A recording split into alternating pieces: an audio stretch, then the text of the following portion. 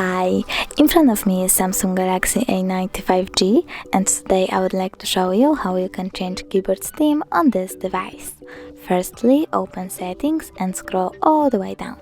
Now choose General Management, Language and Input, On-Screen Keyboard, and keyword that you're currently using, in my case, Samsung Keyboard. Go into Style and Layout, and choose Keyboard's theme. Over here, pick one of the themes by tapping on it, and click on the switcher next to keyboarders to enable or disable them. When you're done, click Apply. Now when I go back, I can see that theme of my keyboard has changed.